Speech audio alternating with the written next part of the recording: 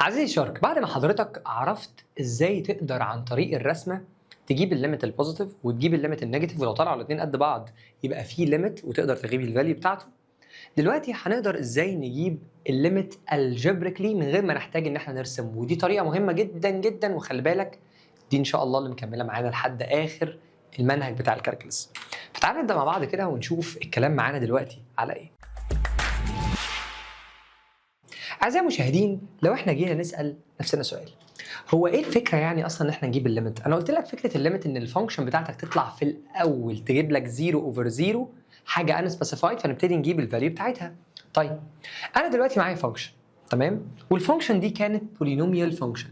يعني ايه كلمه بولينوميال فانكشن يا شباب؟ كلمه بولينوميال فانكشن يعني مكتوبه على سطر واحد، مكونه من كذا ترم معمول لهم بلس اور ماينس، والاكس بتاعتك ممكن تكون from first degree second degree third degree. example يا مستر، معلش انا يعني انت عارف ضعيف انا شويه في الماس.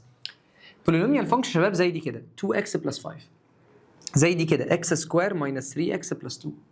كل السؤال اللي هيجي لك هيقول لك كده لو سمحت انا عايزك تجيب لي ليميت لما الاكس بتاعتك tends to 2. السؤال هيجي كده بالظبط ويفتح براكت يقول لك 2x plus 5. بص يا سيدي، اول خطوه تعملها في مساله الليميت انك تعوض تعويض مباشر. بس اول خطوه تعملها في مساله الليميت هي ايه؟ نعوض تعويض مباشر. المساله اتحلت لايك، ما اتحلتش هنبتدي نشوف نعمل ايه. بس خلي بالك دلوقتي من اللي انا بقوله. اول خطوه نعملها ان احنا نعوض تعويض مباشر. يعني ايه اعوض تعويض مباشر؟ يعني احط الاكس ب 2، يعني اقول 2 واحط مكان الاكس 2 بلس 5. يا ترى 2 بلس 2 يدي 2 تايمز 2 يدي لك كام؟ 4، و4 بلس 5 في الاخر تطلع الاجابه 9. وهو ده اللي حصل معانا فعلا. كان مدينا اكزامبل كده يا شباب لليميت 2x بلس 5 when x tends to 2، وبيطلب منك انك تجيب لي f of 2 يعني او تعوض عن الاكس بكام؟ ب 2. هنا كانك بتجيب f of 2 لان دي تعتبر ليميت.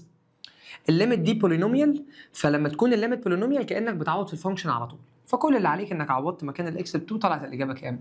9. طب جالي سؤال تاني، قال انا عايز ليميت x سكوير ماينس 3x بلس 2 when x tends to 1. كل اللي عليك انك تعتبرها فانكشن، تعتبر دي فانكشن عاديه خالص وتعوض عن الاكس بكام؟ ب 1. فتروح جاي حاطط لي 1 سكوير يدي لك 1 ماينس 3 في 1 يدي لك 3 بلس 2. ف 1 ماينس 3 بلس 2 تطلع الاجابه معاك في الاخر كام؟ 0. خلاص المساله اتحلت. يعني دلوقتي بدايه الليميتس بتاعتنا ان انا اول خطوه هعملها هعوض تعويض مباشر. يبقى مساله الليميت اول خطوه اعملها هي ايه؟ نعوض تعويض مباشر. طلعت المساله لايك، ما طلعتش هنشوف لسه هنعمل ايه. طب ناخد اكزامبل كمان. دلوقتي عندك مساله زي دي كده، بيقول لك ايه؟ ليميت اوف كونستانت فانكشن. يعني لو جالك ليميت لرقم كونستانت تتصرف معاه ازاي؟ قال لك ليميت لل4 وان اكس تنس تو 3. اعمل ايه يا مستر؟ قال لي طالما ده رقم كونستانت نزل الاجابه زي ما هي. عارف ليه؟ لما احنا كان بيجي لنا ان اف اوف اكس ايكوال 4، دي اسمها كونستانت فانكشن، رقم ثابت. فكنت حتى انت في ميدل يجي لك سؤال هات لي لو سمحت اف اوف 1، عارف الاجابه كانت تبقى 4. طب هات لي كده اف اوف 3، عارف الاجابه برضو كانت تبقى 4. ليه؟ دي اسمها كونستانت فانكشن. والكونستانت فانكشن يا عم شارك اسمع الحته دي، الكونستانت فانكشن لازم تكون قيمتها ثابته. يعني ايه يا مستر تكون قيمتها ثابته؟ يعني مهما كان الرقم اللي انت هتعوض بيه مكان الاكس الفاليو بتاعتك تفضل كام؟ تفضل 4. فعشان كده بنبهك واقول لك يا عم شارك، دلوقتي لو عندك ليميت لرقم كونستانت زي مثلا ليميت نيجاتيف 5 وان اكس تنس تو 1 الاجابه هتطلع نيجاتيف 5. جالك ليميت ليه مثلا 300 when x tends to 0 ولا كاني شايف حاجه، مش ده رقم كونستنت الاجابه تطلع 300. يبقى انا دلوقتي اديتك 2 كيسز من اللي احنا شغالين عليهم. ايه يا مستر شارك هم ال2 كيسز؟ الكيس الاولى يا عم شارك انك انت تعوض تعويض مباشر في حاله ان عندك بولينوميال فانكشن او عامه اي ليميت. اول خطوه تعملها تعوض تعويض مباشر. طلع لك اجابه زي الفل. طب لو ما طلعش اجابه هنا هنبتدي نشوف هنعمل ايه. طب تاني خطوه جالك رقم كونستنت مفيش اكسات تعوض فيها، نزل الكونستنت زي ما هي. تمام؟ حلو. ايه كمان يا عم شارك؟ قال لي بص تعال نحل مساله زي دي. بيقول لي لو سمحت find each of the following limits ومدي لك limit x سكوير plus 3x minus 2 plus 2x over x minus 1 when x tends to كام؟ 0. بس كل اللي هعمله هعوض تعويض مباشر. قلت لك يا جماعه مساله الليميت اول خطوه لازم تعملها هي خطوه ايه يا شباب؟ تعويض ايوه مباشر. عوض تعويض مباشر هتلاقي المساله بتاعتك اتحلت على طول. طيب بعد اذنك يا مستر شارك تعال نعوض كده تعويض مباشر على المساله دي. يلا بينا. 0 سكوير بلس 3 تايمز 0 يديك 0 ماينس ال 2 تنزل زي ما هي بلس 2 في 0 يدي لك 0 اوفر 0 ماينس 1 بنيجاتيف 1. يلا نكتب الكلام ده على الكالكليتر. 0 سكوير راح، مش محتاج كالكليتر والله. 0 برضه راح، نيجاتيف 2 ينزل نيجاتيف 2 زي ما هي. طب 0 اوفر نيجاتيف 1 تديك الاجابه 0، يبقى خلاص الاجابه بتاعتك كام يا شباب؟ نيجاتيف 2. وخلصت المساله بمنتهى البساطه. وتعالى اقول لك على طريقه ممكن تشتغل بيها بالكالكليتر. عارف تعمل ايه؟ هتدخل على الكالكليتر بتاعك وتروح كاتب الليميت زي ما هي بالظبط. يعني هتكتب ايه؟ اكس سكوير بلس 3x ماينس 2 بلس اعمل فراكشن 2x وانزل تحت اعمل لي x ماينس 1. كتبت الليميت زي ما هي بالظبط. خلي بالك الطريقه دي هتعلمك ازاي اصلا تفبرك الكالكلاس كله كمان شويه، بس واحده واحده. هتدوس كالك، هو عايزك تحسب على كام؟ x ايكوال 0، تروح دايس كالك على 0 وتدوس ايكوال، طلع لك الاجابه نيجاتيف 2. خلاص خلصت. يبقى مساله الليميتس بتاعتنا اول خطوه فيها ان انا اعوض تعويض مباشر بس. واحده كمان. بيقول لي هنا لو سمحت find each of the following limits، وكاتب لك limit ومعمول لها تايمز لحاجه ثانيه. ممكن تشتغل كل واحده لوحدها يا اما تعمل لهم distribution، بس طبعا اسهل انك تعوض تعويض مباشر. يعني ايه؟ عوض حضرتك عن الاكس ب 2. يلا بينا. 2 باور 2 يدي لك 4 بلس 3 اقفل براكت. 2 باور 3 يدي لك 8 ماينس 2 باور 2 يدي لك 8. 8 تايمز 2 يدي لك 2 باور 2 يدي لك 4. 4 تايمز 2 يدي لك 8 بلس 4 تايمز 2 يدي لك 8 ماينس 1. 4 و 3 يدي لحضرتك 7. ال 8 اللي هنا هتروح مع ال 8 اللي هنا وهيبقى لك 8 ماينس 1 يعني 7 برضو. ف 7 تايمز 7 تطلع الاجابه مع حضرتك 49. تعال نجربها بالكالكوليتر ونتاكد هل اجابتنا هتطلع 49 ولا لا. يلا بينا. تعال يا كالكوليتر. كل اللي عليك تعمله انك تفتح براكت وتكتب اكس سكوير بلس 3a في البراكت، افتح براكت تاني، اكس كيوبيك ماينس 2x سكوير بلس 4x ماينس 1. هتقوم جاي قايل له ايه؟ بص هتقول له كالك. هيسالك اكس بكام؟ هيسالك هو اكس بكام؟ هتقول له اكس والله يا مستر شارك انا عايزها هنا ب 2 وتدوس ايكوال، تطلع الاجابه معاك فعلا 49. يبقى احنا كده بمنتهى البساطه حلينا المساله بتاعتنا واجابتنا طلعت صح 100%. اللي بعده يلا بينا. هنا بيقول لي مستر شارك انا عايزك ليميت لما الاكس تنس تو 1. اساس مساله الليميت انك تعوض تعويض مباشر. يلا بينا نعوض تعويض مباشر واحده واحده. هنعوض عن الاكس بكام هنا؟ ب 1. 1 باور 2 يدي لك 1. 1 تايمز 2 يدي لك 2. 5 تايمز 1 يدي لك 5 والنيجاتيف تنزل وهنا في بلس 6. افتح براكت تاني. الاكس ب 1 يبقى 1 بلس 1 يدي لك 2. انزل تحت. اكس باور 2 يعني 1 باور 2 يدي لك 1. 1 بلس 2 يدي لك 3. وبعد كده 3 في 1 يدي لك 3 ماينس 1 يدي لك 2. يلا نظبط الكلام ده ونجيب الفاليو بتاعته على الكالكوليتر.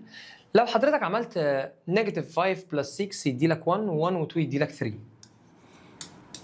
يبقى كل ده طلع معانا في الاخر بكام؟ ب 3. وهنا في 2 فوق جنبها وتحت في 3 تايمز 2 برضو. الله 3 تايمز 2 على 3 تايمز 2 يعني الاجابه في الاخر تطلع كام؟ 1. ايه رايك؟ بالله عليك شفت بساطه اكتر من كده؟ جربها على الكالكوليتر برضه لو عايز تتاكد واعمل لها كالك على 1 تطلع لك الاجابه في الاخر ايه؟ 1. الموضوع لسه بسيط. هيصعب سيكه شويه بس يعني ستيل لحد دلوقتي الدنيا ايه؟ ماشيه الحمد لله. حلو قوي. تعال ناخد واحده كمان. يلا بينا. بيقول لي مستر اكس سكوير ماينس 16 على اكس ماينس 4. لو سمحت عوض عن الاكس بكام؟ ب 4. قلت له حاضر. 4 باور 2 يدي لك 16 وادي ماينس 16 اوفر 4 ماينس 4. تمام. ايوه انا عارف بتقول ايه انت دلوقتي. تعالى ما تخافش. 16 ماينس 16 يدي لك 0. 4 ماينس 4 يدي لك 0. اوبا. هنا نبدا الدرس. لما عوضنا تعويض مباشر طلعت الاجابه 0 اوفر 0 اللي هي unspecified. unspecified quantity طلعت ب 0 اوفر 0. طب ايه الحل؟ هنحاول ان احنا نحل المساله دي ازاي؟ عن طريق simplify. عن طريق يا شباب simplify. هنبسطها. طب ازاي؟ هيكون عندك شويه حاجات كده هرجع لك عليهم وارجع المساله تاني. طبعا انت اكيد فاكر لما يبقى عندك اكس سكوير ماينس 9 دي كانت بتعمل حاجه اسمها difference between two square. يعني اتعمل براكتين صغيرين هنا اكس وهنا اكس، هنا 3 وهنا 3، مره بوزيتيف ومره نيجاتيف. اللي قدامنا ده كان اسمه ايه؟ difference between two squares. طب وكان في ايه تاني يا مستر؟ كان في difference between two cubics. دي كانت براكت صغير وبراكت كبير، وبتعمل ايه؟ تاخد اكس وتاخد كيوبيك روت لل8 تدي لك 2، وبعد كده الاول سكوير والتاني سكوير، اول تايمز تاني ومفيش تايمز 2 فتدي لك هنا 2x. وبالنسبه للاشارات يا مستر زيها عكسها دايما بوزيتيف. يبقى تعالى نشوف الديفرنس بين تو كيوبيك بيتعمل ازاي بطريقه لذيذه. براكت صغير براكت كبير، كيوبيك روت للاول وكيوبيك روت للتاني، وبعدين الاول سكوير يلا والتاني سكوير، اول تايمز تاني ومفيش تايمز 2، يعني بتعمل 2 في اكس بس على طول. بالنسبه للاشارات زيها عكسها دايما بوزيتيف، زيها عكسها دايما بوزيتيف. يعني ايه يا مستر زيها؟ يعني الاشاره دي زي دي بالظبط، لايك ليها، والاشاره دي بتكون اوبوزيت للي هنا، فعشان كده بنقول عكسها، ودي دايما بتكون بوزيتيف. تمام؟ يبقى انت كده عرفت difference between two square وعرفت difference between two cubic. طب ايه مستر تاني ممكن يجي لنا في الفاكتورايز؟ في حاجات كتيره. ممكن مثلا يجي لك انك انت عندك two brackets، او براكت واحد معمول له باور 2 عايز يتفك، عندك x plus 3 all to the power 2 وعايز يتفك. البراكت ده بيتفك باغنيه، فتعالى نغنيها مع بعض، وهي بتقول الاول سكوير يلا والتاني سكوير، اول تايمز تاني واعملهم تايمز 2، تاني الاول سكوير والتاني سكوير، اول تايمز تاني واعملهم تايمز 2 فتبقى 6x. في ساعات ناس بتحب ترتبها كده، تخليها x سكوير بلس 6x وبعد كده بلس 9. مستر طب بالنسبه للاشارات عادي، خد كل حاجه باشارتها. يعني ايه؟ شوف لما انت تعمل الاول في الثاني في 2 هتطلع الاشاره كام. ممكن مثلا المساله دي تبقى كده، دي تبقى هنا متغيره اشارتها، فهقول لك هتاثر في ايه. بص يا سيدي، لو المساله دي كانت ماينس هتبقى الاول سكوير والتاني سكوير، السكوير بيشيل النيجاتيف، فلما تيجي تعمل اول تايمز تاني وتعملهم تايمز 2 فتلاقي عندك نيجاتيف 3 في 2 يدي لك نيجاتيف 6 بس، فكان هيبقى هو ده التغيير الوحيد، هنحط هنا نيجاتيف. تمام؟ يبقى الموضوع بسيط. 3 حاجات مهمين جدا في الفاكتورايز اللي هم difference between two square و difference between two cubic. على فكره الكيوبيك ممكن يكون sum between two cubic، يعني ممكن تكون بلس، فساعتها دي هتبقى بلس، فساعتها دي هتبقى ماينس، فساعتها دي برضه هتفضل بلس زي ما هي. تمام؟ خلي بالك من الحته دي، لو هي كانت فوق بلس يبقى دي هتبقى بلس، دي عكسها ودي دايما بوزيتيف. لو هنا نيجاتيف يبقى هنا نيجاتيف، يبقى دي بوزيتيف يبقى دي بوزيتيف كده كده. تمام؟ رجعت لك على 3 حاجات مهمه. تعال نرجع لمسالتنا تاني، عشان احنا دلوقتي هنظبط المساله. هيبقى عندك ليميت لما الاكس تنس تو 4. طبعا انت شايف فوق كده اكس سكوير ماينس 16، فده هنعمل له الديفرنس بين تو سكوير. هنعمل براكت صغير وجنبيه براكت صغير، هنكتب مره اكس ومره اكس، هناخد سكوير روت ل 16 تطلع 4، سكوير روت ل 16 تطلع برضه 4، مره بوزيتيف مره نيجاتيف، ونكتب تحت ايه؟ اكس ماينس 4. وهنا بقى يجي الجمال والدلال. ليه؟ هتلاقي البراكت اللي كان عامل لك مشكله وبيطلع لك زيرو في الدينومينيتور اللي هو ده بيتكنسل مع واحد شبهه فوق، ودايما الحركه دي هتحصل طالما المساله طلعت 0 اوفر 0. هتلاقي دايما لما تيجي تعمل فاكتورايزيشن الحاجات بتتكنسل مع بعضها، فهتلاقي انك انت لما كنسلت ده مع ده اتبقى لك كالتالي، اتبقى لك ليميت فوق بس x بلس 4 وتحت when x tends to 4. طب وبعدين اعمل شرط ولا قبلين؟ كل اللي عليك دلوقتي يا عزيزي شارك انك تعوض تعويض مباشر. يبقى انت بعد ما بتعمل فاكتورايز وتكنسل اللي شبه بعض مع بعض، كل اللي عليك بتعمل ايه؟ بتعوض تعويض مباشر. عوض عن الاكس بكام بقى؟ ب4. برافو عليك. ف4 بلس 4 تطلع الاجابه مع حضرتك 8. تمام؟ على فكره في طرق لفبركه الكلام ده بالكالكليتر، بس مش هقول لك عليها دلوقتي عشان ما توقفش دماغك، هبقى اقول لك عليها بس بعدين. تمام؟ عشان تبقى فاهم بس. لازم تتعلم الفاكتورايزيشن لانه هيفيدك كتير، لان في مسائل ما بتتفبركش بالكالكوليتر، فلازم الاول تتعلم الستبس ستيب باي ستيب، ولما نبقى نيجي بقى في الاخر ساعه الامتحان هبقى اقول لك ازاي تهرب منها لو انت لسه مش عارف. سؤال لذيذ، فتعال نشوف واحد كمان. بص هنا عم شارك بيقول لي بيقول لي لو سمحت find each of the following limits، ومدي لك x كيوبيك ماينس 8 على x سكوير ماينس 5x بلس 6. كل اللي عليك انك تعوض تعويض مباشر. يلا بينا. هنعوض على اكس ب 2. 2 باور 3 يدي لك 8 ماينس 8. اللي فوق طلع لك 0. طب اللي تحت 2 باور 2 يدي لك 4 ماينس 5 في 2 يدي لك 10 بلس 6. يلا ده 4 و6 يديك 10 و10 ماينس 10 تطلع برضه بزيرو. الاجابه طلعت معاك unspecified يعني طلعت 0 على 0. هنا يجي دور الفاكتورايزيشن. اول حاجه نبص عليها، اول حاجه نبص على ايه؟ فاكتورايزيشن. هل في فاكتورايزيشن ممكن يحصل؟ فين هو يا مستر؟ قال لي بص ده difference between two cubic، يبقى هنفكه لحاجتين. قلت له ايه هما الحاجتين دول؟ براكت صغير وبراكت كبير. يبقى هكتب ليميت when x tends to 2 واعمل فراكشن وافك ده براكت صغير وبراكت كبير. يلا بينا. كيوبيك روت للاول يبقى اكس، كيوبيك روت للثاني يبقى 2. الاول سكوير يلا والثاني سكوير، واول تايمز ثاني ومفيش تايمز 2 فتبقى 2 في اكس يدي لك 2 اكس. بالنسبه بقى للاشارات فهي زيها عكسها دايما بوزيتيف. وننزل تحت نشوف المساله بتاعتنا مكتوب فيها ايه. هتلاقي مكتوب تحت اكس سكوير ماينس 5 اكس بلس 6. فواحد يروح مبرق كده يقول لي مستر نسيت سكوير هنا. مستر مفيش حاجه تتكنسل مع حاجه، مش عارف، مفيش حاجه فوق شبه تحت، اعمل ايه؟ اقول له اعمل فاكتورايز. يقول لي فاكتورايز لمين؟ اقول له اللي تحت. ما اللي تحت ده الشكل الشهير ده يتعمل مود 5 3. كالكليتر بسرعه، كالكليتر بسرعه. ادخل على كالكليتر مود 5 3 وتبتدي تكتب 1 equal negative 5 equal وكمان 6 equal. هتلاقي الكالكليتر بيطلع لك ان الاجابه الاولى 3 والاجابه الثانيه 2. لما الكالكليتر يطلع لك 3 و2 انت بمنتهى البساطه كده تروح عامل براكتين، تكتب مره اكس ومره اكس، وتكتب مره 3 ومره 2 اللي طلعوا لك، بس تحطهم بعكس اشارتهم. يعني لما طلع لك 3 خليها نيجاتيف 3، طلع لك 2 خليها نيجاتيف 2. دي طريقه الفاكتورايز بتاعت اعدادي. طب بس انا بحب بصراحه اعمل فاكتورايز بدماغي، مش بحب اعمل فاكتورايز بالكالكليتر. عادي هقول لك الطريقه مع ان احنا الكالكليتر اسهل يعني بصراحه. بص ادي اكس سكوير ماينس 5 اكس بلس 6. تروح جاي فاتح براكتين كده، كاتب في الاول اكس وفي الثاني اكس، وتروح مدور في دماغك على رقمين التايمز بتاعهم 6 والسمشن بتاعهم 5.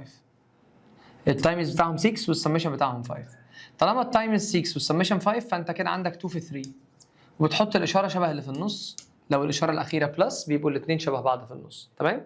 ده فاكتورايز بتاع اعدادي يعني عادي. خلاص جبنا البراكت. يبقى انا كده حليت المساله عن طريق الفاكتورايزنج، وان انا كده هكنسل البراكت اللي فوق اللي عامل لي ازمه اللي كان بيطلع لي 0، والبراكت اللي تحت اللي عامل لي ازمه اللي كان بيطلع لي 0، عشان تتفضل لي المساله بقت كده limit when x tends to 2 ليه x سكوير بلس 2x بلس 4 over x minus 3. ودلوقتي جه دور التعويض المباشر بعد ما كنسلت الحاجات اللي عامله لك ازمه. يلا بينا نعوض تعويض مباشر. 2 باور 2 يدي لك 4 بلس 2 في 2 يدي لك 4 بلس 4 over 2 minus 3 يدي لك نيجاتيف 1. عشان تلاقي الانسر طلع مع حضرتك ان شاء الله بنيجاتيف 12 وخلصت مسألتك على خير. سؤال حلو قوي قوي قوي قوي. عامة أنا لسه ببتدي أدربك، ولسه كمان شوية هعلمك طرق تانية تقدر تحل بيها، وهقول لك إزاي تحل صح. بس خلينا ماشيين مع بعض واحدة واحدة. يلا بينا. جات لي مسألة زي دي وبيقول لي يا عم شارك بعد إذنك قول لي الإجابة هنا هتبقى كام؟ قلت له والله أساس مسألة الليمت إن أنا أعوض تعويض مباشر. تعالى يا عم نعوض تعويض مباشر عن الإكس بكام؟ بنيجاتيف 1. يلا بينا.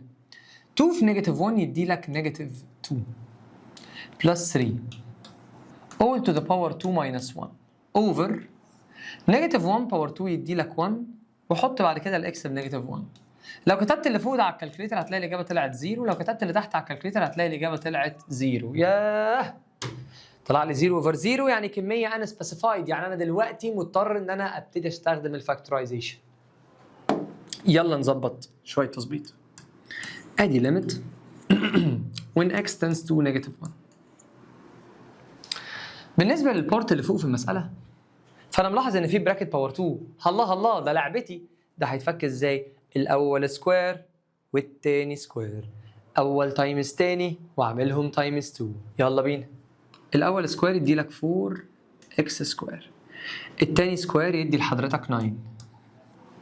اول تايمز تاني واعملهم تايمز 2، ف2 في 3 يدي لك 6، و6 في 2 يدي لك 12 اكس. وما تنساش في ماينس كام هنا؟ في ماينس 1. تحت هتلاقي عندك اكس سكوير بلس اكس. هقول لك تعمل ايه دلوقتي حالا. يلا بينا. ادي ليميت when x tends to negative 1. خليك ماشي معايا، ركز. يلا هنعمل ايه يا عم شارك؟ هنعمل ايه يا عم شارك؟ ما تقلقش الحل موجود معانا ان شاء الله. بص يا سيدي، هناخد اللي فوق دي نظبطها، فهتبقى 4x سكوير هنا في x 12x بلس 12x، و9 ماينس 1 يدي لحضرتك بوزيتيف 8. تحت لازم تكون لماح لأهم حاجة في السمبليفاي. ايه يا مستر شارك هي أهم حاجة في السمبليفاي؟ الكومن فاكتور. أهم حاجة في السمبليفاي الكومن فاكتور، إنك لما تلاقي رمز متكرر تسحبه كومن فاكتور. فأنت عندك هنا اكس واكس متكررين، خد واحدة منهم كومن فاكتور. فخد لي اكس بره الكومن فاكتور وخليني اللي جوه يتفضل لك اكس واحدة بلس 1. طب هنا في مشكلة مستر شارك، احنا لسه ما ضيعناش حاجة مع حاجة. ما انت لسه اللي فوق ده هيتعمل له مود 5 3، بس خلي بالك هل في فوق كومن فاكتور؟ ركز. ال4 وال12 وال8 كلهم يقبلوا ديفايدد 4، لازم تاخد كومن فاكتور. وخد مني بقى المعلومه المهمه قوي قوي دي، اهم معلومه عندك وانت بتعمل سمبليفاي. هنمشي بالترتيب كده. هنمشي بايه؟ بالترتيب. الترتيب ده مهم جدا، الترتيب ده مهم جدا. تمام؟ اول خطوه دور على كومن فاكتور. تاني، اول خطوه دور على كومن فاكتور. تمام؟ اول خطوه دور على كومن فاكتور. بعد ما تدور على كومن فاكتور سواء لقيته او ما لقيتهوش، تاني خطوه تدور على الفاكتورايز. يبقى نمشي مع بعض بالترتيب عشان ما نتلخبطش. رقم 1 في الفاكتورايزيشن او في السمبليفاي انك انت تدور على كومن فاكتور. رقم 2 فاكتورايز. خلي بالك احنا هنقول كل شويه كده طريقه نحل بيها، بس الترتيب هيفضل واحد. يعني ايه؟ اول حاجه هنجربها ان احنا ناخد كومن فاكتور، ما لقيناش هنعمل فاكتورايز، ما لقيناش هقول لك هنعمل ايه. تمام؟ لحد ما نخلص تقريبا 5 حاجات او 6 حاجات على نهايه الترم ان شاء الله. يبقى يلا بينا نشوف لو في فوق كومن فاكتور ولا لا. فعلا في اللي هو الفور، يبقى انا هاخد 4 كومن فاكتور من فوق. تمام؟ يبقى انا مسالتي اهو، ادي ليميت when x tends to negative 1، وهاخد من فوق 4 كومن فاكتور، فهيبقى لي x سكوير. لما اخد من ال 12 4 كومن فاكتور يبقى لك 3x. لما اخد من ال 8 4 كومن فاكتور يبقى لك 2. وتحت المساله زي ما هي اللي هي x في x بلس 1. خد بالك يا شارك، خد بالك يا شارك، لازم لازم لازم لازم قبل ما تعمل فاكتورايزيشن لو في كومن فاكتور تسحبه لبره. تمام؟ فاحنا كده دلوقتي عندنا في 4 وتحت عندنا في x وx بلس 1. هناخد دي مساله كوادراتيك ايكويشن باور 2، اقول لها هو احنا اتقابلنا قبل كده؟ هتقول لي ايوه انا مود 5 3. لا طب تعالي يا شيخه ده انا بدور عليكي، ادي مود 5 3، واروح كاتب بقى الكوفيشنت اللي هو 1 واللي هو 3 واللي هو 2، فتطلع الاجابه معاك مره بنيجاتيف 1 مره بنيجاتيف 2. طلعت مره كام؟ مره نيجاتيف 1 ومره نيجاتيف 2. تروح عامل براكت وبراكت جنبه تكتب اكس واكس. طلع لك نيجاتيف 1 اكتبه بوزيتيف 1، طلع لك نيجاتيف 2 اكتبها بوزيتيف 2. ودلوقتي هتلاقي الحمد لله البراكت اللي هيروح مع بعض اهو، هو ده اللي عامل ازمه هيروح. يلا بينا نفنش المساله بتاعتنا. دلوقتي يا عم شارك هنكتب ليميت when x tends to negative 1، وادي الفراكشن بتاعنا عندنا فوق 4 وجنبها x بلس 2، وبقى عندنا تحت في x بره وبس. دلوقتي خطوتك الوحيده انك تعوض تعويض مباشر عن الاكس بتاعت حضرتك بكام؟ بنيجاتيف 1. فبقى عندك 4، افتح براكت نيجاتيف 1 بلس 2، انزل تحت وحط الاكس بنيجاتيف 1. طيب نيجاتيف 1 بلس 2 يدي لك 1، 1 تايمز 4 يدي لك 4، و4 اوفر نيجاتيف 1 تطلع بنيجاتيف 4. خلصت المساله بتاعتك، مساله حلوه قوي. ودلوقتي ابتديت احط لك النقط على الحروف زي ما بنقول، لان انا قلت لك رقم 1 وانت بتحل الليميت دور على كومن فاكتور، ده لازم. وبعد ما تدور على كومن فاكتور رقم 2 تبص على الفاكتورايز، الفاكتورايزيشن. تمام؟ خلاص. رقم 3 سيبها كمان شويه هنتكلم عنها. بس خليك متاكد من اللي انا بقوله لك ده. 1 تدور على كومن فاكتور، 2 ندور على الفاكتورايز. وصلت؟ يلا بينا.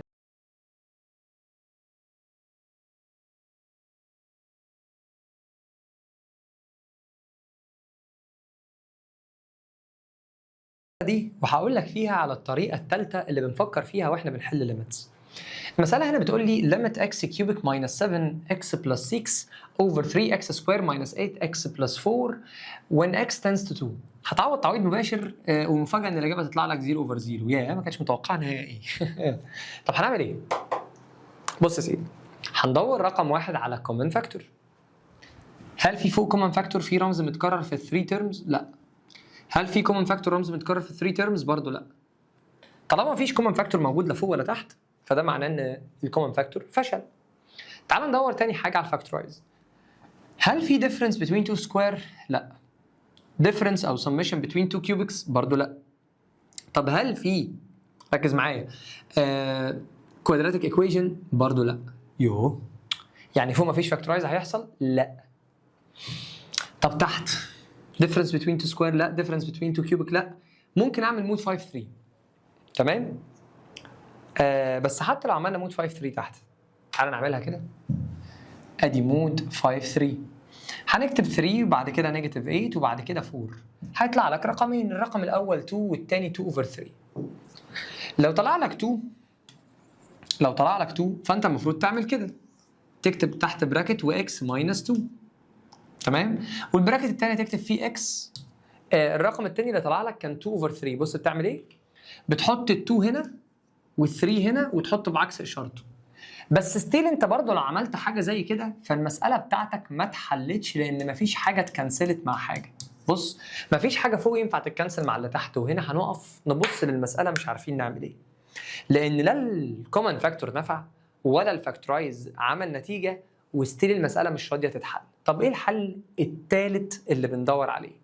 احنا دورنا على كومن فاكتور ما نفعش، الفاكتورايز برضو ما نفعش، الحل الثالث وهو ايوه انا خايف اقوله والله، عمال بماطل في الكلام، وهو اللونج ديفيجن. يا خاطر انا عارف. صوتوا يمكن حد الحق. يا مصيبتي يا لهو يا خراب. احنا هنعمل ايه؟ هنعمل ايه يا باشا واحنا قدامنا لونج ديفيجن؟ ده انا اصلا من ثالثه اعدادي ايه، من ثالثه ابتدائي انا ما اعرفش اعمل لونج ديفيجن. انا واللونج ديفيجن مفيش بيني وبينها عمار. جاي تديها لي دلوقتي؟ انا اصلا داخل ادبي عشان ما اعرفش 2 في 2 بكام؟ ب 2 في 2 ب 6 بالنسبه لي. انا دلوقتي ايه اللي مدخلني دلوقتي في اللي انا فيه ده؟ انا هعمل ايه؟ ما تخافش. عيب يا شرك، عيب. ههربك من اللونج ديفيجن بطريقه في اللذيذ منه. ركز معايا وهتعرف تحل ان شاء الله. طريقه سهله ولذيذه جدا على فكره، بس عايزك تكون مصحصح معايا كده في كام حاجه. انت اول حاجه في مساله الليميت هتجرب تعوض تعويض مباشر، ما نفعش. هتجرب تعمل ايه؟ فاكتورايز، ما نفعش. هتجرب ثالث حاجه اللونج ديفيجن. انت تعرف ان في لونج ديفيجن لما تلاقي فوق باور اعلى من اللي تحت، دماغك تسمع كده ان ممكن يكون هنا في لونج ديفيجن لما تلاقي الباور اللي فوق اعلى من اللي تحت.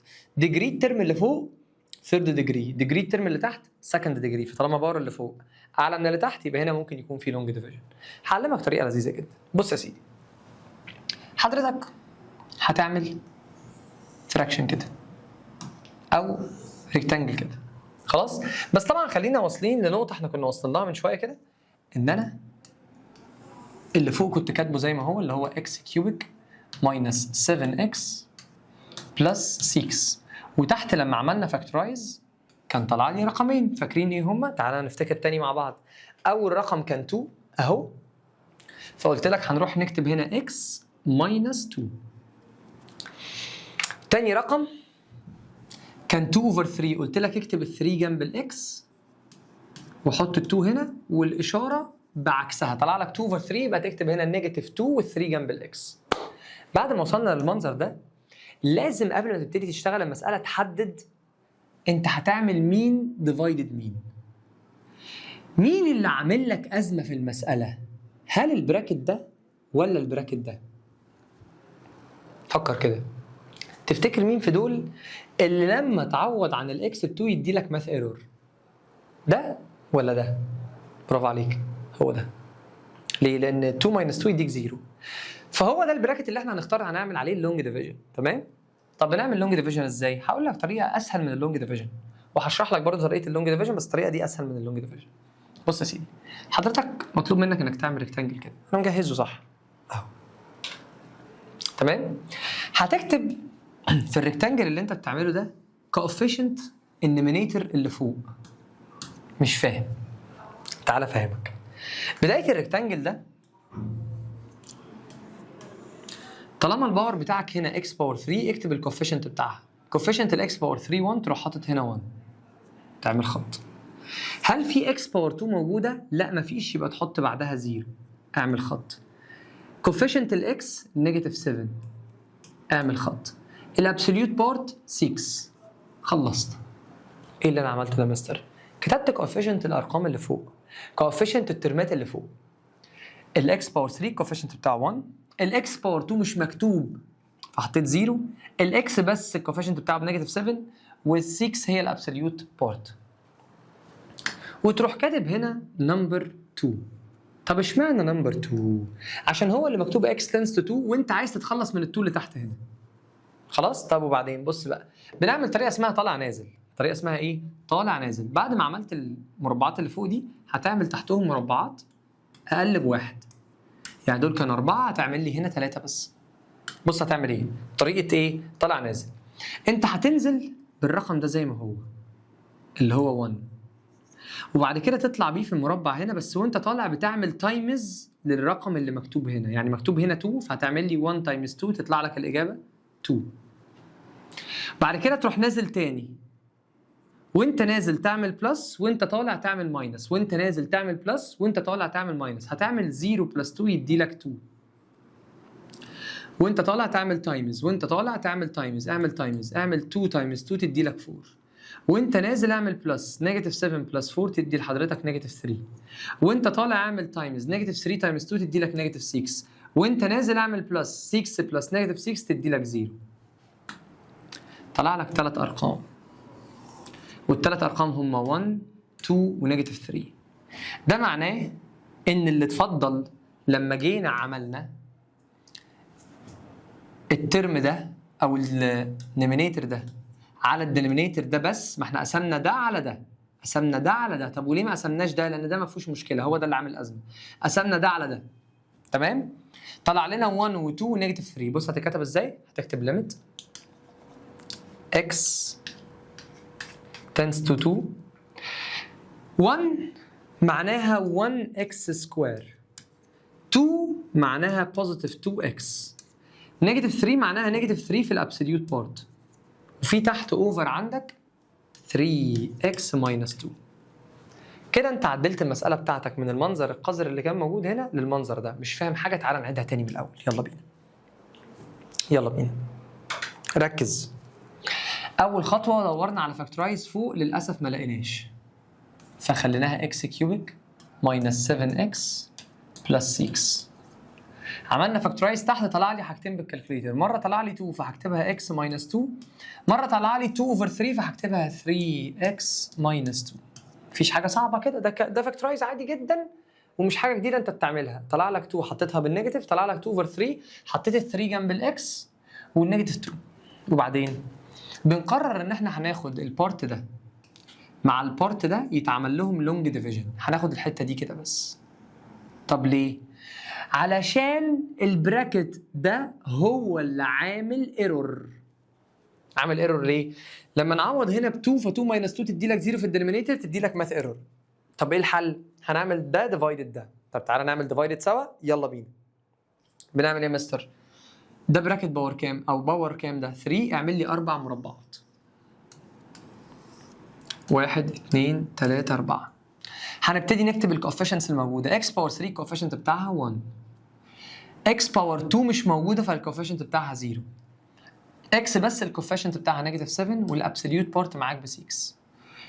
هتروح شايف الرقم المكتوب هنا كام؟ مكتوب هنا 2، تروح حاطط لي هنا 2. وبعد كده تعمل 3 مربعات تانيين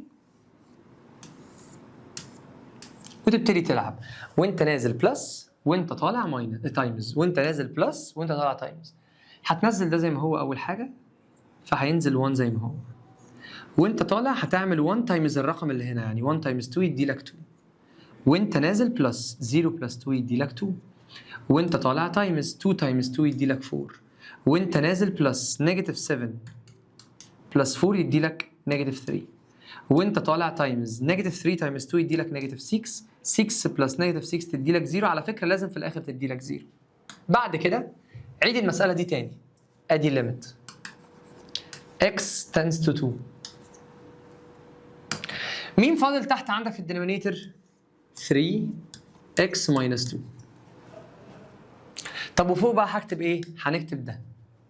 طب ده اللي هو عباره عن ايه؟ عباره عن 1x سكوير بلس 2x minus 3. مستر ليه بدأنا باكس سكوير؟ ما هفهمك يا ابو العريف. انت المساله بتاعتك اكس كيوبيك. ماشي؟ المساله بتاعتك ايه؟ اكس كيوبيك، وهتعمل لها ديفايدد اكس، فاكيد الناتج هيطلع اكس سكوير. الناتج اللي طلع لك ده اكتبه فوق. اكس سكوير بلس 2x minus 3. وبعد ما خلصت الطريقه بتاعتنا اللي هي شبه اللونج ديفيجن شويه، كل اللي عليك انك دلوقتي تعوض تعويض مباشر. يلا بينا نعوض على الاكس ب 2. 2 باور 2 يدي لك 4 بلس 2 تايمز 2 يدي لك 4 ماينس 3 اوفر 3 في 2 يدي لحضرتك 6 ماينس 2. 4 بلس 4 يدي لحضرتك 8 ماينس 3 تطلع الاجابه 5. وبعد كده عندك 6 ماينس 2 تدي لك 4، يعني الاجابه 5 اوفر 4.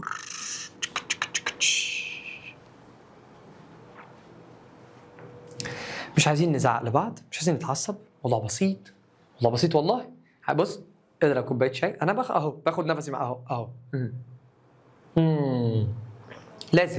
لازم بعد المساله دي تبقى انت قاعد بكوبايه الشاي عشان تعرف تستوعب، عشان الطاسه يدخل فيها الكلام ده. اهو انا وانت اهو. اشرب معايا، خد لك بق شاي اهو. اشرب والله، انا مجهزك. هو لازم تفصل بعدها، ولازم توقف الفيديو دلوقتي وتروح جاي حللها تاني لو سمحت. خلاص؟ قبل ما اقول لك على طريقه اللونج ديفيجن، دي مش طريقه لونج ديفيجن، دي طريقه اسهل من اللونج ديفيجن، تمام؟ بس انا يعني ايه بقول لك الطريقتين، مش هتخسر حاجه.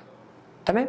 دي طريقه اسهل وانا بحب اشتغل بيها، وعلى فكره في الاخر خالص هبعلمك تفبرك الكلام ده كله بالكالكليتر، تطلع من المساله دي لو جات لك في اللي تشوز الفاينل انسر على طول. طب يا مستر ليه ما اتعلمناش دلوقتي؟ لان المساله دي بتيجي مقالي وبيطلب منك انك تعمل الستبس دي. طب مستر هل دي طريقه علينا وناخد درجه كامله؟ ايوه. طب يا مستر بتقول لنا ليه طريقه الكالكليتر؟ عشان بعد كده لما نحب نتاكد من الفاينل انسر، مش عشان تحل بيها على طول، لان الاسئله بتاعت اللونج ديفيجن بتيجي في المقالي. طيب افرض السؤال ده جالنا لونج ديفيجن، هنتعامل معاه ازاي؟ يلا بينا. هنكتب مسألتنا كانت عبارة عن limit when x tends to 2، وكان مكتوب فوق x cubic minus 7x على ما أتذكر plus 6، صح؟ plus 6، وتحت موجود عند حضرتك 3x square minus 8x plus 4. 3x square minus 8x plus 4. هنعمل نفس الستيب اللي عملناها في الاول خالص، وهي ستيب الفاكتورايزيشن للبارت اللي تحت. تمام؟ يلا بينا.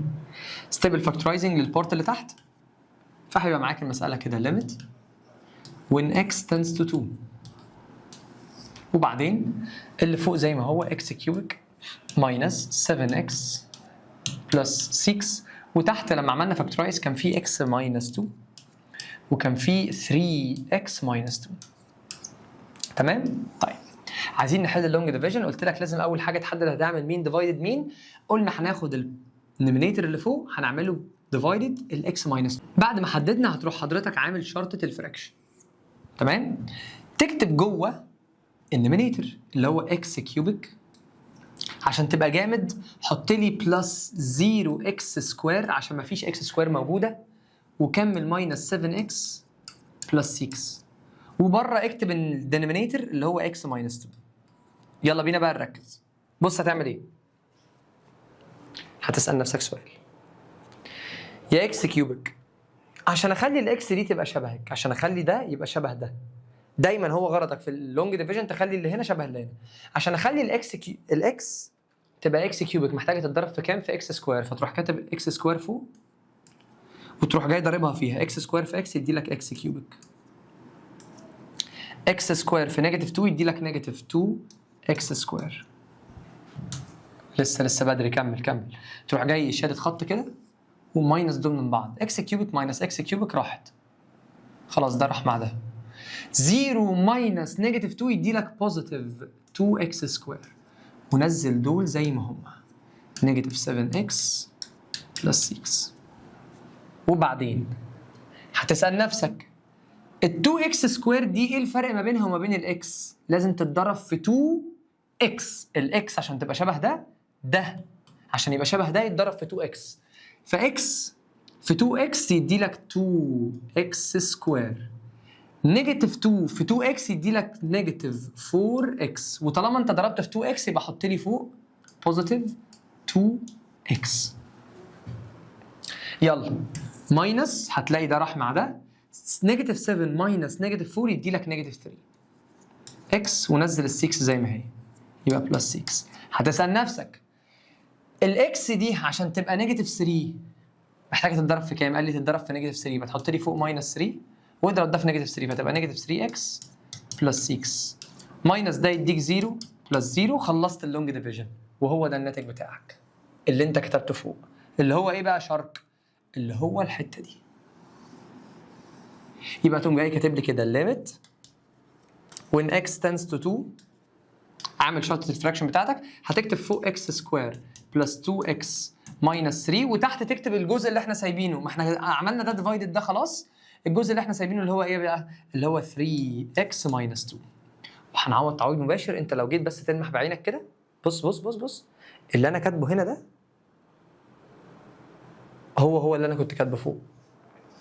الطريقه دي طبعا اسهل بكتير من طريقه اللونج ديفيجن لانها مكعبله وصعبه وفيها ستيبس كتير، بس انا بحب اشرح الطريقتين عشان ما حدش يقول ايه شارك ما شرحش. لا، انا شرحت لك يا باشا، شرحت لك ازاي تحل باللونج ديفيجن، وشرحت لك ازاي تحل بالطريقه العاديه. هتلاقي نفس الارقام اكس سكوير اكس سكوير 2 اكس 2 اكس نيجاتيف 3 نيجاتيف 3 3 اكس 3 اكس ماينس 2 ماينس 2. دلوقتي كل مطلوب منك انك تعوض تعويض مباشر عشان برضه هتلاقي الاجابه طلعت معاك 5/4. شكرا لمساله من اطول المسائل اللي موجوده عندك في الترم الاول، انها فعلا مساله حلوه وطويله ومساله مزاج، يعني محتاجه واحد كده يكون ايه قاعد بيحب في المساله مش بيحلها. والله ليه طويله ومحتاجه بجد انك تكون مركز. اتمنى تكون فهمتها كويس. على فكره هنا التكرار يعلم الشطار جدا، يعني انت لازم تحلها مره واثنين كمان عشان تبقى متقنها، بالذات لو انت حابب تحل بطريقه اللونج ديفيجن او لو انت حابب تفهمها، او حتى لو انت حابب تحل بالستبس بتاعه السكويرز دي، فهي برضو طريقه لذيذه بالنسبه لك. تمام؟ طيب انا كده تقريبا خلصت معاك اصعب حاجه موجوده في درس النهارده، وهي طريقه اللونج ديفيجن. انا كنت خايف وانا بدخل عليها والله، لان انا عارف انها بتبقى غلسه شويه، بس انا كده دلوقتي رتبت لك تفكيرك انك لو معاك ليميت الجبريكلي هتخش تجيبه ايه؟ اول حاجه هتدور على كومن فاكتور، ما نفعش هتدور على فاكتورايز، ما نفعش هتدور على لونج ديفيجن. تمام؟ دي اشهر 3 طرق لحد دلوقتي، وهنفضل شغالين بيهم لحد ما ندخل في طريقه جديده. تمام؟ طيب تعالى ممكن نحل كده كام مساله كفرفوشه يعني نشتغل بيها مع بعض عشان نظبط الدنيا، واقول لك على اخر طريقه موجوده معانا، وهي طريقه الكونجيجيت. الكونجيجيت ده بقى محتاج فعلا انك انت برضو تاخد كوبايه الشاي بتاعتك وتجيلي. بص يا سيدي، احنا قلنا في عندنا 4 طرق شغالين بيهم. 1 بندور على كومن فاكتور،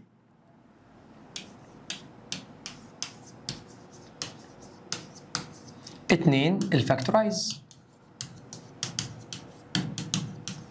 3 اللونج ديفيجن، 4 ودي بجد المره دي اخر واحده في درس النهارده هي الكونجيجيت. طيب ايه يا مستر حوار الكونجيجيت ده؟ الكونجيجيت ده انت خدته في في سينيور 1، اللي هو انك بتغير الاشاره اللي في النص بتاعت الجزء الايماجن. تمام؟ بنلجا امتى للكونجيجيت؟ اول ما تلاقي في مساله فيها روت. تمام؟ بص يا سيدي، انت لو جيت تعوض هنا تعويض مباشر عن الاكس بزيرو، فهتلاقي عندك 0 بلس 0 يدي لك 0، هتلاقي عندك 0 بلس 9 يطلع 9، روت ال 9 ب 3 ماينس 3 ب 0 برضه. فهنا لما عوضنا في المساله دي تعويض مباشر طلعت 0/0. الحل ان احنا نعمل ايه؟ بنعمل حاجه اسمها تايمز للكونجيجيت. طيب ايه يا مستر شارك تايمز الكونجيجيت ده؟ وهل هي طريقه صعبه ولا سهله؟ لا سهله جدا والله. بص، اول ما تلاقي روت موجود هتعمل تايمز وتروح جاي عامل فراكشن، هتاخد الروت تكتبه زي ما هو x بلس 9 بلس 3. انت واخد بالك انا عملت ايه؟ غيرت الاشاره دي، وتكتبه فوق تاني زي ما هو روت x بلس 9 برضه بلس 3. طب انا كده عملت ايه؟ حليت المساله ازاي؟ لما تلاقي روت والمساله طلعت لك 0 على 0 امشي بالستبس اللي بقول لك عليها دي. 1 تضرب في الكونجيجيت. 2 هتلاقي دايما حاجتين شبه بعض، تمام؟ وهتلاقي دايما حاجتين مختلفين عن بعض. في مسائل بيبقى الاثنين شبه بعض فوق وتحت هنوصل لها، بس دلوقتي نمشي بستيب واحده واحده كده. ادي ليميت when x tends to 0. بص هنعمل ايه؟ احفظ طريقه الكونجوجيت دي سهله جدا والله. الحاجتين اللي مختلفين عن بعض اكتبهم زي ما هم، يعني اكتب البراكت اللي فوق ده x سكوير بلس 2x والبراكت الثاني روت x بلس 9 بلس 3x او 3 بس سوري. طب اللي تحت، اللي تحت دايما هتلاقي حاجتين شبه بعض. بتعمل ايه؟ بتاخد اللي تحت الروت وتاخد التاني باور 2. ليه؟ دول يا جماعه difference between two square. ازاي يا مستر؟ ده شبه ده بالظبط ونمبر 3 شبه نمبر 3 بالظبط. الفرق الوحيد الاشاره دي بلس ودي ماينس، دول بقول عليهم ايه؟ براكتين اخوات بفرق الاشاره. طب الحل انك بتعمل ايه؟ المفروض ان احنا بنعمل كده، الاول سكوير ماينس الثاني سكوير دايما، الاول سكوير ماينس الثاني سكوير دايما، الاول سكوير ماينس الثاني سكوير دايما. فانت لو خدت الاول سكوير يعني خدت البورت ده عملت له سكوير هتلاقي الروت راح فهيبقى لك اكس بلس 9 ماينس الثاني سكوير يعني 3 سكوير يدي لك ايه؟ 9. خلاص مسألتك خلصت والله. ليه؟ عندك فوق هنا كومن فاكتور فاستأذنك تسحب الكومن فاكتور الموجود معاك.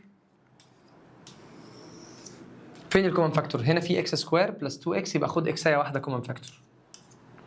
هيبقى لك اكس بلس 2 وبعد كده اكتب الروت زي ما هو روت اكس بلس 9 بلس 3 وبعدين ال 9 دي هتروح مع ال 9 دي يبقى لك اكس واحده. هتلاقي بمنتهى البساطه ان الاكس دي بتطير مع دي فخلاص المساله بتاعتك خلصت. ليه؟ لانها بقت ما فيهاش اصلا فراكشن، بقت ليميت اكس tends to 0 وتفضل لك اكس بلس 2 في روت اكس بلس 9 بلس 3. يلا نعوض تعويض مباشر، يلا بينا.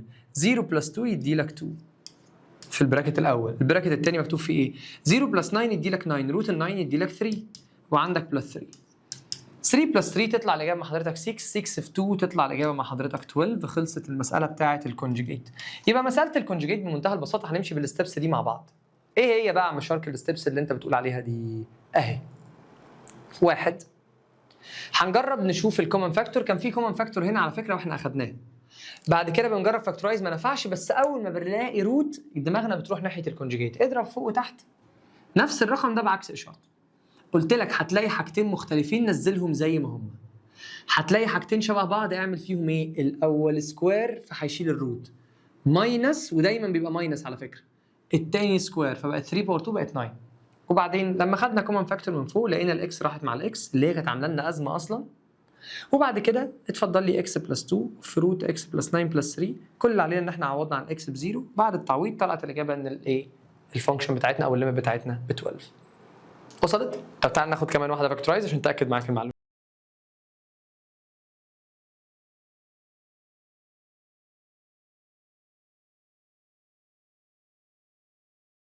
واحده سوري كونجيجيت تاني تظبط الدنيا معانا. بص يا سيدي دي شبه اللي احنا اخدناها من شويه او المساله اللي فاتت على طول. يعني كاتب لك اكس سكوير ماينس 2 اكس اوفر روت اكس بلس 4 ماينس 2 وطالب منك هاتها لما الاكس تنس تو 0. طبعا لو جربنا نعوض تعويض مباشر هتديك 0 على 0. خلاص طب نعمل ايه؟ هنعمل تايمز للكونجيجيت على طول. فين الكونجيجيت هنا يا مستر؟ هتكتب لي روت اكس بلس 4 تمام ماينس ولا بلس؟ لا بقت بلس 2. يلا فوق وتحت اهو. اعمل بوز يلا حاول تحل من دلوقتي. يلا حاول. تمام؟ طب وبعدين يا عم شارك؟ هنكتب ليميت الاكس بتاعتك تنس تو 0 وبعدين اللي شبه بعض هنشتغل عليهم، اللي مش شبه بعض هينزلوا زي ما هو. يعني دي هتنزل اكس سكوير ماينس 2 اكس في روت اكس بلس 4 بلس 2. تمام. على ايه تحت بقى؟ الاثنين اللي تحت دول شبه بعض. تمام؟ الاثنين اللي تحت دول شبه بعض، فبنعمل ايه؟ الاول سكوير فالروت هيروح، فيبقى عندك اكس بلس 4 ماينس الثاني سكوير فهتبقى ايه؟ 4. هنلاقي ان احنا برضو عندنا ممكن يتاخد كومن فاكتور من فوق هنا، فهيبقى عندي ليميت when x tends to 0 هناخد x كومن فاكتور من فوق عشان يبقى لي x واحده ماينس 2 في روت x بلس 4 وبلس 2 بره. كلام محترم. كل ده على مين تحت؟ لما ال4 تروح مع ال4 واحده بوزيتيف واحده نيجاتيف يبقى لك اكس واحده بس. دلوقتي الاكس الوحيده اللي فاضله هتروح تتكنسل دي مع دي عشان يبقى لك المساله ما فيهاش فراكشن اصلا وتبقى عباره عن ليميت x tends to 0. تمام؟ هنا عندك x minus 2 في سكوير روت ل x بلس 4 بلس 2. دلوقتي اساس اي مساله ليميت ان احنا نعوض تعويض مباشر، فهنعوض على طول. فx minus 2 يعني 0 minus 2 يدي لك نيجاتيف 2 في يلا نكمل.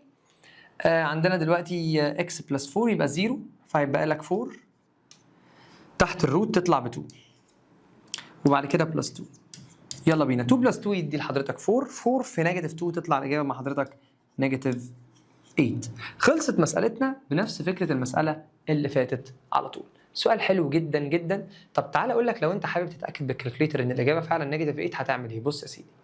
هتدخل تكتب المسألة اللي موجودة معاك على الكالكوليتر زي ما هي، فراكشن وهتكتب x سكوير ماينس 2x اوفر روت x بلس 4 اطلع بره الروت ماينس 2.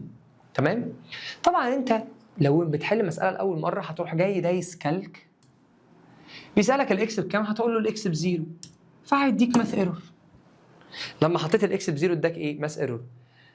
فاكر اصلا مسألة الليميت احنا كنا بنشتغل فيها ازاي؟ كنت بقول لك بجيب رقم قبليه على طول وبعديه على طول واحاول احدد عن طريقه الرقم ده، فانا هعمل ده هنا. مش احنا لما حطينا زيرو ادانا ماث ايرور؟ تعالى ناخد رقم اصغر من الزيرو على طول. هتقول لي مستر كام يعني؟ او اكبر من الزيرو على طول، بس خلينا ناخد رقم اصغر على طول من الزيرو. هتقول لي كام يعني؟ هقول لك مثلا نقول كالك بدل ما نكتب زيرو على طول نكتب، ركز على الحته دي، 0.00001. اشمعنى كده؟ مش رقم محدد. انا هنا كتبت 0.0001 ده اللي هو اكبر من الزيرو بحاجه بسيطه. طب لو انا كنت عايز رقم اصغر من الزيرو كنت هكتب نيجاتيف. تمام؟ كنت هكتب ايه؟ نيجاتيف 1. بلاش 1، خلينا نيجاتيف مثلا ايه؟ 0.00001 اللي هو ايه؟ انا باخد رقم قريب قوي للزيرو سواء اكبر منه او اصغر منه، مش فارقه. تاني افهمك انا بعمل ايه؟ هفهمك انا بعمل ايه. دلوقتي يا عم شارك، انا لما جيت اكلك المساله اللي فاتت دي على الزيرو على طول الكالكوليتر اداني ماث ايرور، وده طبيعي لان انا لو عوضت بزيرو مش هيرضى يطلع. فانا بعمل ايه؟ بجرب اكلك على رقم قريب من الزيرو، يا اما اكبر منه بسنه يا اما اصغر منه بسنه. ايه الحاجه اللي اكبر من الزيرو على طول؟ ممكن تبقى 0.1 تمام، او 0.001 مثلا، او 0.001 اللي هو ايه يعني حاجه يا دوبك اكبر من الزيرو بسنه على طول، ودوس ايكوال. هنا المفاجاه، شايف الاجابه طلعت كام؟ نيجاتيف 7.9. هي نيجاتيف 7.9 دي ابروكسيميتلي كام؟ 8. عشان كده قلت لك المسائل بتاعت الكالكلاس كلها ينفع تتفبرك. بص المساله اللي فاتت دي اللي هي طالعه ب 12، تعالى نكتبها على الكالكوليتر. x سكوير بلس 2x اوفر روت x بلس 9 اطلع بره ماينس 3. هنكلك على زيرو هيديك ماس ايرور، هروح انا مكلك تاني على 0.00001 ودوس ايكوال. طلعت الاجابه مع حضرتك كام؟ لا استنى، في سكوير ناقص. ام سو سوري في سكوير ناقص. يلا كلك تاني على زيرو هيديك ماث ايرور. طب كلك على 0.00001 اهي، طلعت الاجابه كام؟ 12.00 يعني ابروكسيميتلي كام؟ 12. ناخد مساله كمان، تعالى ناخد بتاعه اللونج ديفيجن مثلا نجرب نحل بيها اهي. مساله اللونج ديفيجن في الاخر طلعت 5 على 4. 5 على 4 دي اللي هي 1.2 تقريبا. تمام، 1.25. المفروض عشان اتاكد ان حلنا صح تطلع لي 1.25 او حاجه قريبه ليها. تعال نجرب كده. بص اكس كيوبيك. انزل على السطر ماينس 7 اكس بلس 6. انزل تحت 3 اكس سكوير ماينس 8 اكس بلس 4. كالك على كام؟ لو عملنا كالك على 2 هيديك ماث ايرور. حط رقم اكبر من ال2 على طول، يعني كالك على 2.0000001. فاهم؟ لو تلاحظ انا اي رقم بمكتوب هنا بحط جنبه 0.0001 وادوس ايكوال. طلعت الاجابه كام؟ 1.25 اللي هي كام؟ 5 على 4. جرب مساله ثانيه، مش مصدقني، جرب مساله ثانيه، جرب دي. طلع بنيجاتيف 4 اللي هي ايه؟ كانت ايه اصلا في الاساس؟ اهي، يلا نكتبها على الكالكليتر. يلا 2x سكوير، لا 2x بس، بلس 3 all سكوير ماينس 1. انزل تحت اوفر x سكوير بلس x. يلا كالك. هنكالك على نيجاتيف 1 هيديك ماث ايرور، يبقى تعمل ايه؟ كالك على نيجاتيف 1.00001. طلعت الاجابه كام؟ لا داعي للتصفيق يا شباب. نيجاتيف 3.9. انا شايفك دلوقتي منشكح، ها؟ منشكح اهو. ما هي نيجاتيف 3.9 يا عم شرك، اللي هي كام في الاساس؟ اللي هي كام؟ الله عليك، نيجاتيف 4. وصلت؟ يبقى انت مسائل الليميتس كلها تقدر تحلها بالكالكليتر تطلع لك الفاينل انسر، بس زي ما قلت لك السؤال بيجي مقالي فاحنا بنتاكد بالكالكليتر. السؤال ساعات بيجي ما ينفعش يتحل بالكالكليتر، بيجيب لك رموز زي مثلا اخر اكزامبل هنحله مع بعض. فعشان كده انا مش عايزك تعتمد 100% على الكالكليتر، لازم تعتمد على التفكير وتعتمد ان حضرتك فاهم بتعمل ايه. تمام؟ طب تعالى ناخد واحده ليفل وحش في الكونجوجيت. يلا بينا. اهدى يا شرقاوي. شرق، احنا قدها حدود، بنعلى بالليفلز مع بعض وهنقفل اللعبه دلوقتي. دلوقتي بيقول لي انت معاك ليميت when x tends to 0 لروت x بلس او 4 بلس x ماينس 2 و 9 بلس روت x ماينس روت 9 ماينس x. هنعوض تعويض مباشر، الاجابه تطلع 0 اوفر 0. يبقى الحل ايه؟ يا ترى استخدم الكونجوجيت اللي فوق ولا اللي تحت؟ المفاجاه هنا انك هتستخدم الاثنين. الاثنين؟ لا انا اتصدمت بس مش اكتر. يعني ايه؟ يعني ايه هستخدم الاثنين؟ يعني هنعمل تايمز كونجوجيت مرتين، مره اللي فوق ومره اللي تحت. ما تخافش، مش عايز يجيلك ضيق تنفس، اجمد، هتتحل ان شاء الله بعون الله. ما هو يا نحلها يا نتقتل، خلاص ملهاش حل تاني. يلا هنعمل تايمز الكونجوجيت اللي فوق اللي هو روت 4 بلس اكس بلس 2، وادي روت تاني 4 بلس اكس وبلس 2 بره، تايمز كونجوجيت اللي تحت اللي هو روت 9 بلس اكس. خليها لي بقى ايه دي، بدل ما هي ماينس خليها لي بلس برضو، روت 9 ماينس اكس، وتحت برضو روت 9 بلس اكس بلس روت 9 ماينس اكس. وهنا هنبتدي نعمل اللي شبه بعض مع بعض. يا ساتر يا رب. ليميت اكس تنس تو 0. اللي تخاف منه ما يجيش احسن منه ان شاء الله. بص يا سيدي، مين شبه بعض؟ انا شايف ان البراكت ده شبه ده. طب يلا نعمل بالطريقه الاغنيه اللي مستر شادي قال عليها، اللي هي ايه؟ الاول سكوير ماينس الثاني سكوير دايما، يعني هتبقى 4 بلس اكس لان السكوير هيضيع الروت، ماينس ال2 سكوير تدي لك 4. الاثنين دول خلاص خلصوا. نزل ده زي ما هو لان احنا ما جيناش جنبه لسه. روت 9 بلس اكس بلس روت 9 ماينس اكس. يلا بينا نبص تحت. اعزائي المشاهدين، تحت هنلاقي ان البراكت ده شبه اخر واحد. هنعمل له ايه؟ طالما الاثنين دول شبه بعض هيشتغلوا مع بعض دلوقتي. الاول سكوير فهتلاقي الروت راح من هنا، فهيبقى عندك 9 بلس اكس. ركز في اللي جايه. ماينس التاني سكوير، بس خلي بالك النيجاتيف غداره بتغير الاشاره. يعني ايه؟ دي كانت 9 ماينس اكس، حطيتها في براكت علشان النيجاتيف هيغيرها دلوقتي، وفي نيجاتيف وفي براكت تاني بره قفلته. يبقى تاني ركز معايا، دول دلوقتي شبه بعض، فعملت الاول سكوير الروت راح اهو، عملت التاني سكوير الروت راح اهو. بس انا الاغنيه بتقول ايه؟ الاول سكوير ماينس التاني سكوير، فكان لازم احط هنا ماينس. لما حطيت ماينس النيجاتيف غداره بتغير الاشاره، فكان لازم احط هنا براكت عشان تغيير الاشارات. طب انا كده خلصت ده مع ده، ينزل البراكت اللي ما جيناش جنبه اللي هو ده، روت 4 بلس اكس بلس 2. تعال نظبط شكل المسألة القذر اللي قدامنا ده، يعني حاجة في منتهى القذارة بصراحة. يلا بينا العب. 4 بوزيتيف مع 4 نيجاتيف يبقى لك اكس واحدة. ده مش هاجي جنبه. روت 9 بلس اكس بلس روت 9 ماينس اكس. هنا لما النيجاتيف ده يتوزع، بدل ما دي 9 هتبقى نيجاتيف 9، بدل ما دي نيجاتيف اكس هتبقى بوزيتيف اكس. يبقى تعالى نوزع كده النيجاتيف ده جوه بالمره. احنا قلنا بدل ما هي كانت 9 هتبقى نيجاتيف 9، وبدل ما هي كانت نيجاتيف اكس هتبقى بوزيتيف اكس. دلوقتي يا عم شارك هتلاقي ال 9 دي راحت مع دي، هيبقى لك اكس بلس اكس يعني 2 اكس تحت. وبعدين هتكتب البراكت ده زي ما هو، سكوير روت ل 4 بلس اكس بلس 2. كمل. وبعدين هنلاقي عزيزي شارك ان الاكس دي بتروح مع الاكس دي عشان يتفضل لنا limit x tends to 0 فوق روت 9 بلس x بلس روت 9 ماينس x على في 2 تحت افتح براكت روت 4 بلس x بلس 2. بعد ما خلصنا الاكس اللي فوق مع الاكس اللي تحت اللي هي كانت عامله لي ازمه، دلوقتي جه الوقت اللي نعوض تعويض مباشر عن الاكس بزيرو. يلا بينا. تعويض مباشر عن الاكس بزيرو، 9 بلس 0 يدي لك 9، روت ال 9 يطلع ب 3. خلصت دي. بلس 9 ماينس 0 يدي لك 9، روت ال 9 يطلع ب 3. خلصت دي. انزل تحت. ال2 هتنزل، افتح وراها البراكت. 4 بلس 0 يدي لك 4، وروت ال 4 يدي لك 2 بلس في 2 جنبها.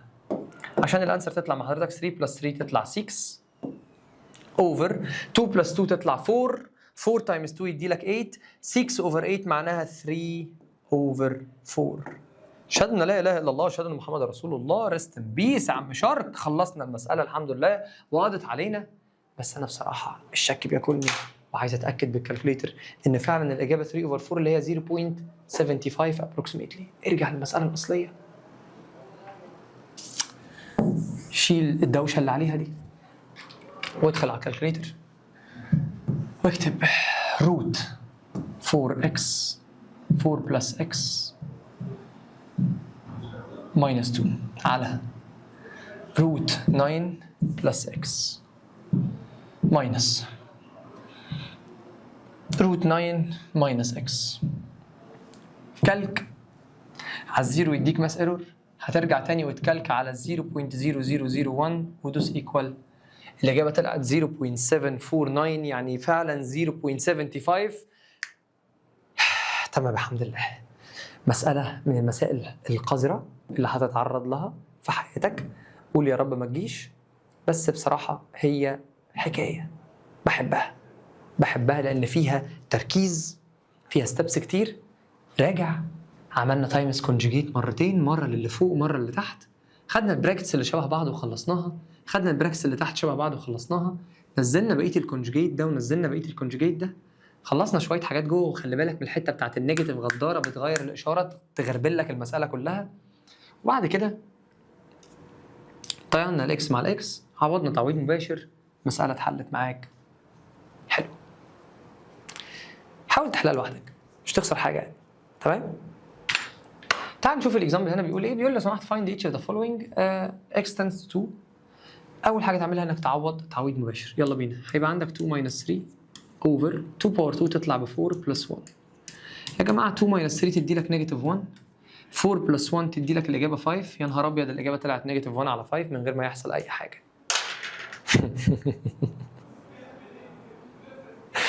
انا مش مصدق نفسي يا لمبي.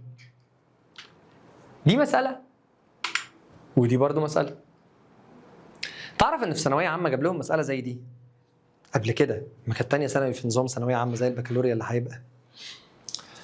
لما كانت تانية ثانوي في ثانويه عامه جاب سؤال زي ده وقال للناس حلو. محدش توقع ابدا ان هو هيعوض تعويض مباشر، وقعدوا يفكروا بقى في لونج ديفيجن وفاكتورايز واللي وطلعت المساله اصلا تعويض مباشر. عشان كده انا جايب لك المساله دي في الوقت ده. مساله تعويض مباشر مباشره جدا، بس ممكن الناس كلها تقعد تلف حواليها 3-4 ساعات. فاوعى تنسى، اوعى ده ينسيك انك ممكن تحل مساله بالتعويض المباشر. تعال ناخد فكره كمان. نقول لك ليميت اكس سكوير ماينس اكس على اكس ماينس 2 ماينس 2 على اكس ماينس 2. هنجرب نعوض تعويض مباشر، هتلاقي هنا طلع 0 اوفر 0. اقف. طالما طلع 0 اوفر 0 تعال نظبط المساله شويه. طالما ده سيم دينومينيتور يبقى نخلي المساله ادي ليميت اكس تنس تو 2 ونكتبه مره واحده. ده زي ده يتكتب مره واحده بس اكس ماينس 2 ونعمل اللي فوق ماينس، فيبقى عندك اكس سكوير ماينس اكس ماينس 2 وتجرب تاخد اللي فوق تعمل لها مود 5 3 يمكن ربنا يكرم والمساله تخلص. يلا بينا. لو خدنا اللي فوق عملنا لها مود 5 3 مود 5 3 هنكتب 1 نيجاتيف 1 نيجاتيف 2 تطلع الاجابه معاك 2 ونيجاتيف 1 يبقى هتبقى اكس ماينس 2 واكس بلس 1 وتحت عندك اكس ماينس 2. خلاص مسألتك اتحلت بمنتهى البساطة. بمجرد ما عملت كومن دينومينيتور هتلاقي البراكت ده طار مع ده عشان يبقى لك في المسألة limit when x tends to 2 لمين؟ لx بلس 1. ودلوقتي مطلوب منك انك تعوض تعويض مباشر عن الاكس ب 2 ف 2 بلس 1 تطلع الإجابة مع حضرتك 3. شكرا. حلوة جدا. آخر سؤال معانا في الشرح. بيقول لي هنا مستر شارك limit x tends to 3 f of x minus 7 على x minus 3 طلعت ب 4. تمام. ايه المطلوب؟ where f of x is a polynomial function find limit f of x when x tends to 3. يعني هو من الاخر عايزك تجيب ال f of x. تعرف كلمة limit f of x when x tends to 3 دي معناها ايه؟ معناها بيقول لك هات f of 3 يعني. تمام؟ طيب. اساس مسألة الليميت ان احنا نعوض تعويض مباشر. بص يا سيدي. لو انا جيت اعوض في مسألة زي دي تعويض مباشر ركز في الحتة دي. هعوض عن x ب 3 فهتبقى f of 3 minus 7 over 3 minus 3. فالإجابة هتطلع معاك سيب اللي فوق f minus 3 زي ما هي f of 3 minus 7 زي ما هي وتحت 3 minus 3 تديك الإجابة كام؟ 0. الشكل اللي قدامك ده بالنسبة لك كده undefined لأن عنده 0. بس في حاجة، هل المسألة دي طلعت undefined ولا طلعت ليها إجابة ب 4؟ هتقول لي لا يا مستر طلع ليها إجابة ب 4. طالما المسألة الدينومينيتور بتاعها كان بزيرو وطلع لها إجابة في الآخر يبقى هي المفروض كانت تطلع 0 over 0.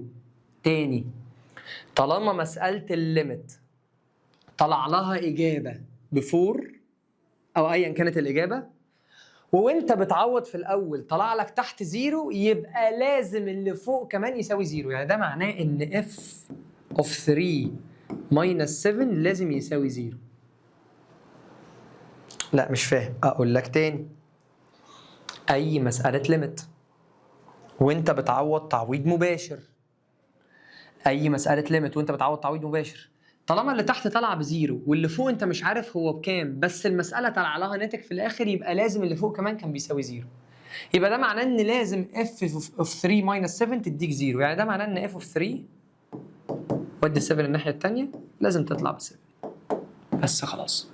مسألة سهلة جدا بس صعبة انك تفهم فكرتها او تجيب الفكرة بتاعتها. الفكرة بتاعتها فين يا شباب؟ ان وانت بتعوض في مسألة ليميت طالما اللي فوق طلع بزيرو يبقى اللي تحت لازم يطلع بزيرو. طالما اللي تحت بزيرو يبقى لازم اللي فوق يطلع بزيرو. في حالة ايه؟ في حالة انك مش عارف اللي فوق بكام بس المسألة طلع لها ناتج. عارف؟ طالما المسألة طلع لها ناتج، طالما المسألة طلع لها ناتج يبقى لازم وانت بتعوض طلع لك unspecified quantity 0 على 0. طب احنا طلع لنا 0 تحت يبقى لازم اللي فوق ده كمان يساوي 0. فعشان كده f of 3 minus 7 لازم يساوي 0 فال f of 3 بتاعتك لازم تطلع ب 7. بكده عزيزي شارك اكون خلصت معاك الشرح. شرح درس مقلبس في الكالكلس لذيذ فيه افكار حلوه قوي قوي قوي وخدنا شوط كبير يعتبر في الكالكلس على فكره، شوط كبير محترم جدا جدا في الكالكلس. معانا بقى شويه اسئله في الدايفرز فيها افكار حلوه، مش افكار زياده ولا كتيره، لا لا لا هي نفس الكونسبت ان احنا معانا الجرافيكلي والالجبريكلي برضو الطرق بتاعت الكومن فاكتور والفاكتورايزيشن واللونج ديفيجن والكونجيجيت. هنلعب بالافكار دي شويه وهدربك اكتر على المسائل دي. خد بريك ما تخشش في الدايفرز على طول عشان الدنيا ما تتكعبلش معاك. انت لازم تاخد بارت الحصه الاول لوحده بارت الحصه الثاني لوحده وكمان الدايفرز لوحدها. اشوفكم على خير في الدايفرز. هتوحشوني. سلام.